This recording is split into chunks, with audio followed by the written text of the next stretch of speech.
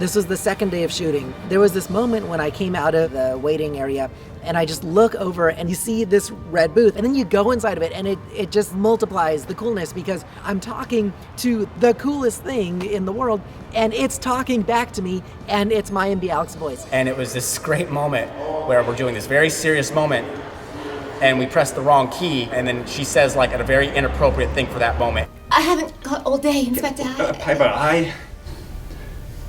I like you. You don't seem helpful.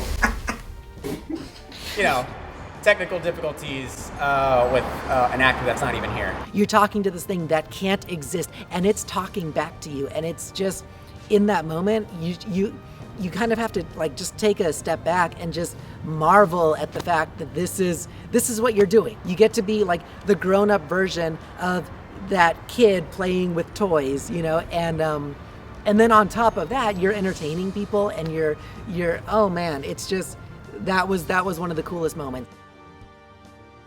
Nick is great. He like knows exactly what he wants. You find yourself kind of wanting to match his enthusiasm, which is a wonderful thing. He's such like a go-getter and he's super excited. His enthusiasm is so infectious. He comes on set and he is so excited to do this. It wouldn't be as satisfying, you know, if he were just like, meh, you know, okay.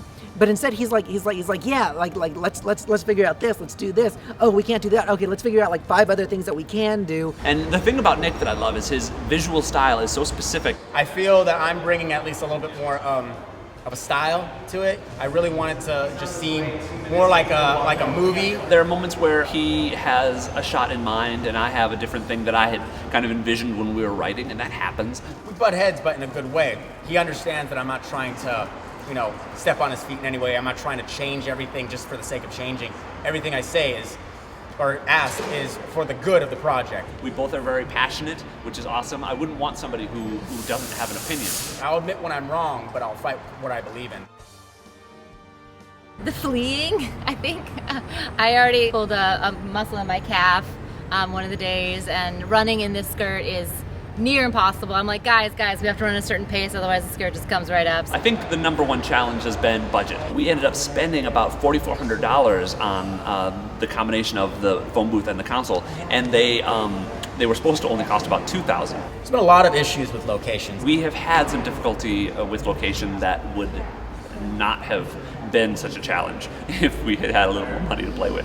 Especially shooting in LA, it's all about like, you know, how much can you pay us to shoot here? And the other thing that is important to me is to be able to pay my cast and crew. Not being able to pay your crew means that you're dependent on people's generosity of time, which people are absolutely willing to give their time if they have it. The problem is a lot of people just don't have it to give.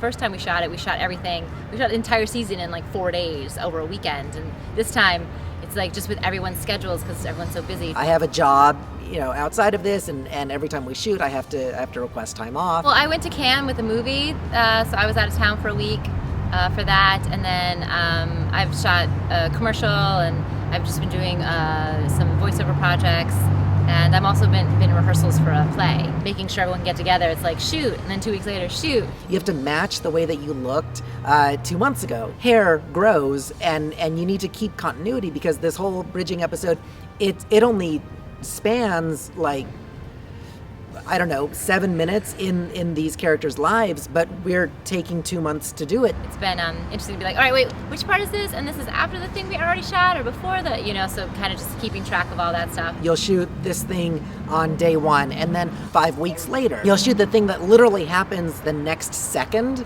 on the episode. You have to match that same sort of enthusiasm or energy. You have to remember what it was that you were doing 5 weeks ago and make sure that the audience never suspects that it, you know, that there's a 5-week gap. I got home at like 1 a.m. and got up at 4:15 to come here today, but it's all worth it.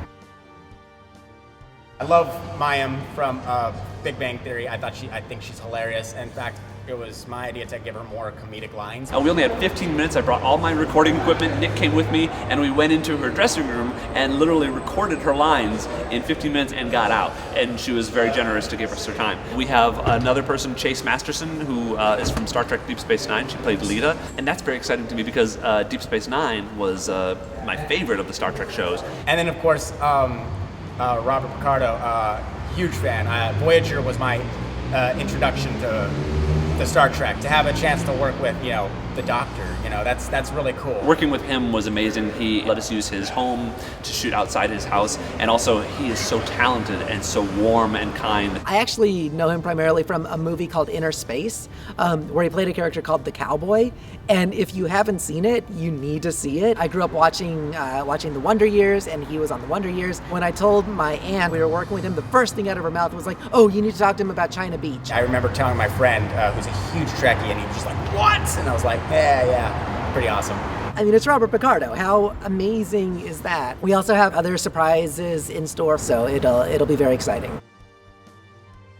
The fans for the show are amazing. They've been so embracing of me from my Inspector Spacetime role on Community into this role. They get that this is essentially Inspector Spacetime. They're so involved. They're always giving art and ideas and creating like Wikipedia pages. I'd love to see more boyish art. I met my first Piper cosplay, and we had a female inspector cosplay. I also have fans around the world. I'm being flown into France in October to do the Marseille Web Fest, and there's even talk of getting me to Australia and New Zealand in early next year. That kind of thing blows my mind. I'm a small kid from Wisconsin, and I've never been outside of North America. Thank you.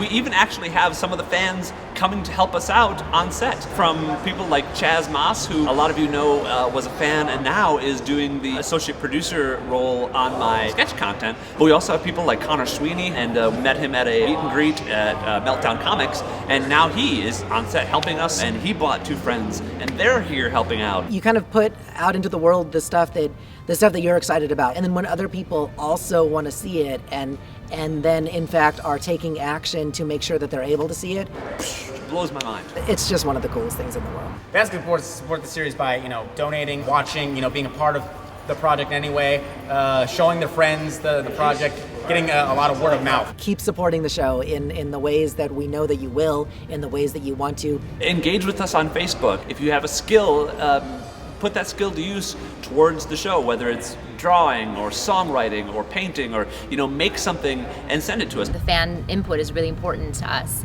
and their participation is what keeps us going. Keep being part of the community, because it really is a community, and without you specifically, it would be a dimmer community than it is. Because the whole universe of Inspector Spacetime is built by fans, and so everything that you do goes into that universe. We love you, and we're so happy to have you, and we're so happy to have you watching, and we love that you're able to support us. Thank you for what you've done, and thank you for what you will continue to do. Welcome to the Inspector Chronicles.